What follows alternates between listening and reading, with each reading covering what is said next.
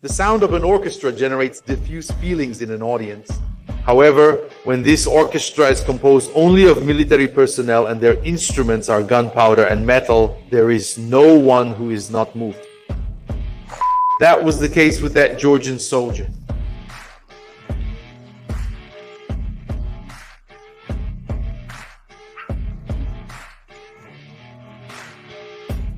He was wounded and left on the battlefield.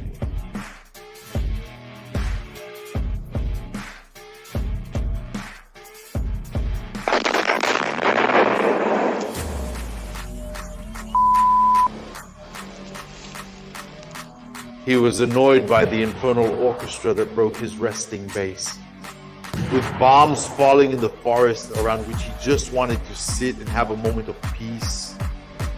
But the damned Russians insisted on playing their drums that echoed destruction.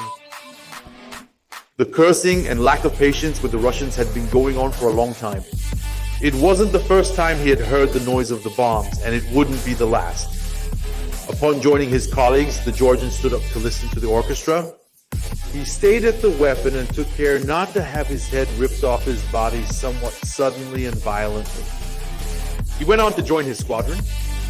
He thought about everything he had faced, from elite soldiers to planes trying to kill him.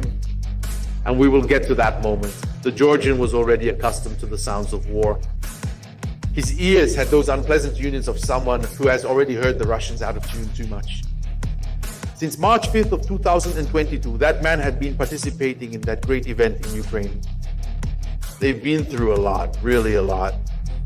Rio, recalling the horror of the planes or what happened with the spectacles. It was a nervous laugh which reminded him well of what the Russians' goal was when he spent the most apprehensive days of the war. He remembered the house, that house filled his heart with dread. The Georgian didn't have a name for his colleagues. In fact, he did have a name, but it was too complicated for them to pronounce. That's according to him. So he ended up being just the Viking, the bearded one who walked around with an axe. And he had a lot of stories to tell when he sat down with his battle companion. A Georgian army veteran witnessed repeated Russian invasions of his homeland in 2008. Those were hard times in the country, so much smaller and so much harder to defend. He didn't want that for anyone anymore. He enlisted his army from his nation and made sure to keep a gun in his hand even when peace came and they wanted to give him a pen and paper instead of a good amount of gunpowder. He promptly refused. Shortly after, he was in a fun place, according to his words. Now he was in the private sector. You could even call him a mercenary. Or else they just said he was a private military contractor. That's when nobody wanted to offend a giant bearded man with a gun in his hand. He was well versed in English and helped many of his countrymen with the same job there. He took his shots, moved around everywhere like a shadow of powerful people in their businesses. Afghanistan was hot, fun, sold money, but that was nothing like the House of Horrors in Ukraine. It still wasn't close. In 2021, he was back in Georgia, and there he smelled the scent of war in the air. The atmosphere was tense, the air was vibrating, and the rotten smell of war was coming from Russia. Baba Yaga whispered in the forest that danger was coming, laughing madly. The soldier heard her and prepared himself without even imagining what was still to come. He sought the Russian embassy when the war broke out. There was bureaucratic trouble here and there, one thing or another, but finally he ended up in the Foreign Legion. They asked his name, he answered. People looked at each other without understanding, but also, who knows how to pronounce or write the name of a Georgian? And they gave him a war name. That was a different volunteer. Of experience, was sent to intense organic combat in northern Ukraine. The Viking grabbed his axe, adjusted his face in the bandolier, regulated the holographic sight, and went on with his newest mistakes. That's what led him to the House of Organics, where his courage would be tested. The Viking squad patrolled the north, engaging in fierce combat. As they ran through the streets, climbing stairs of destroyed buildings, they heard projects uniting close to their ears. The concrete burst with the impact of death arrows. Chaos was part of the war. Death crept uncontrollably. Luck needed to walk hand in hand with life so that the soldier could pass unscathed through the whirlwind of destruction created by the Russian leaf.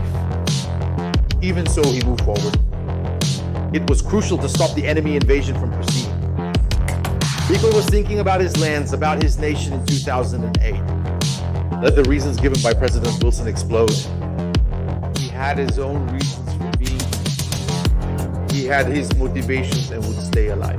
He smiled even during the most intense shootouts, knowing that it was not yet the time when luck would loosen its fingers on the hand of life. He would leave himself vulnerable to the embrace of death. In Dakar, of all the numbers, of all the versions, he fled in the streets of North Alcantara. There were people with the K-47, a legacy from their grandparents from World War II, volunteering with their relics for combat. The Viking knew of the trust in that weapon, but he was better equipped. He had something more modern, like rails for the holographic sight, but with a good caliber 7.62, still making him confident to take down the opponents. That day's patrol ended at a house. They stopped to rest and finally ate.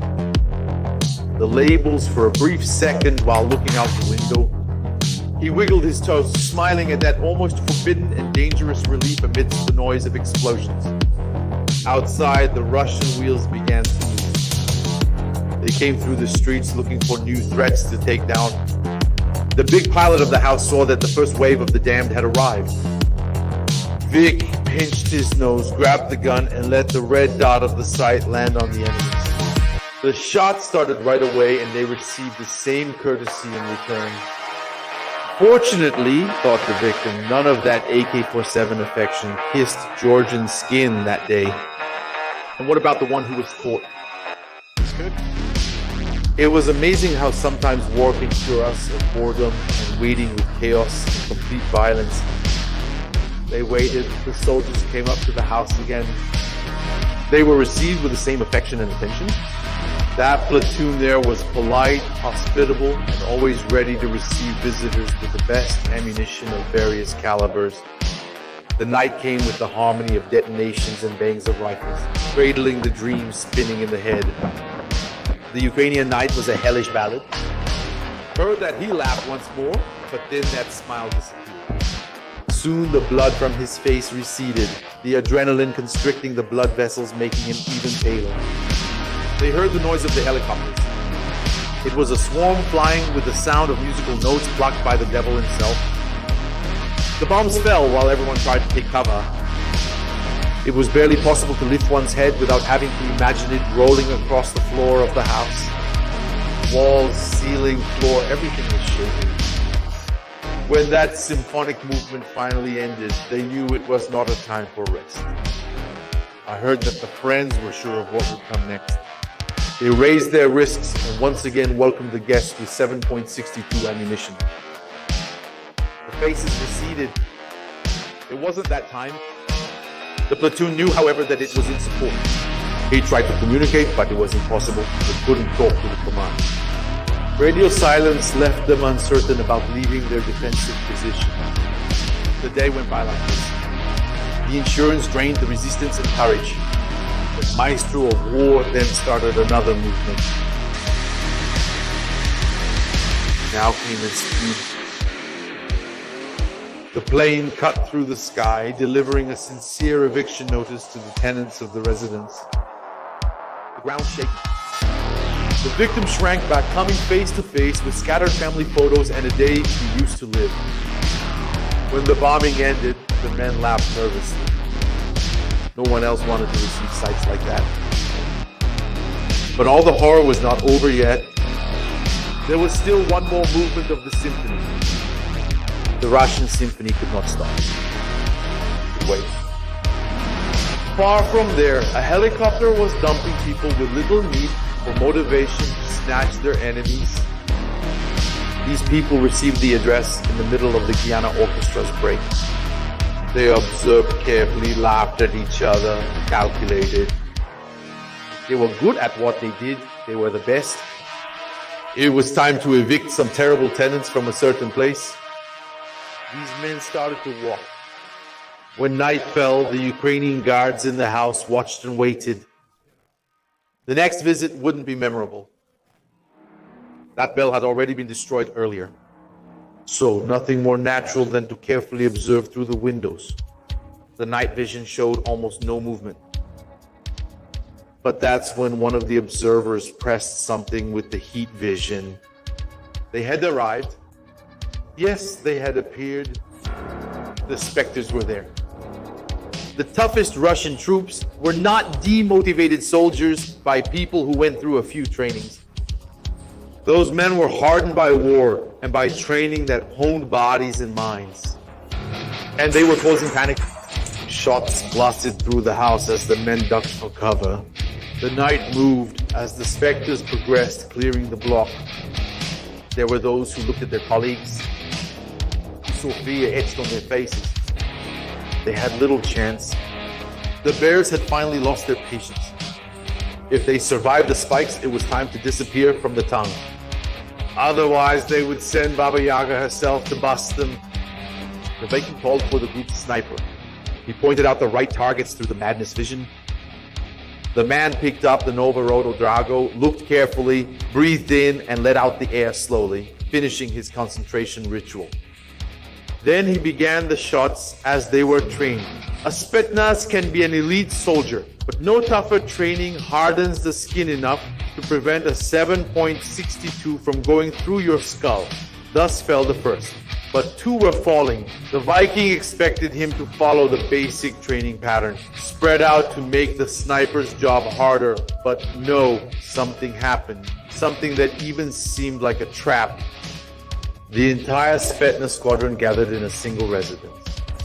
Perhaps they were deliberating a new approach. Perhaps they were too confident. Or maybe it was just a meeting to decide how they would finish off the insolent invaders of that house they were sure belonged to the Rufus. Vic laughed, seeing that group as forms of heat spots from the thermal vision. They moved frantically, thinking that the darkness protected them. Then the Ukrainians took the cell phone, marked on Google Maps the address occupied by those heat spots. A simple message rewrote the future of the entire smart platoon. The Ukrainian artillery didn't need to hear them, just played their own instruments. And it was the Russians' turn to hear the orchestra play. All the Spetsnaz were gone at once. The Viking knew that at that moment, luck and life almost parted in an irrevocable fight. But luck did not give up on him. It kissed the mouth of his life and gave him a clear warning. No one should stay in a house where they are not wanted. Especially when the one who doesn't want you has bombs and rifles. Apparently, they were the opportune visit there, and the Russians who were now the owners of the place. The platoon began a retreat. Lucky, because the command with whom they had so much difficulty communicating was now sending a message. Support for them would be impossible. That was an untenable position. The Viking laughed nervously and went to find a new position to hold. That's how he ended up listening to that Russian orchestra on the banks of a river that the enemies couldn't cross, in a war that in the eyes of the world should have lasted weeks. But now it was an endless song, suffering, hatred, and despair, but he knew he had to fight. Georgia does not have the same resistance power, but with the Ukrainians he could fight, and his efforts were recognized as the only Georgian to receive one of the highest honors of the Ukrainian armed forces. Remember that this is a dramatization of a text whose references are in the pinned comment. Don't forget to leave a like, subscribe to the channel, leave your comment, and share. These videos are not easy to produce, so if you help me with this, it's already very good. If in addition to this, you want to help more, contact me on Instagram to buy one of our pets, or consider becoming a member of the channel. A hug for everyone.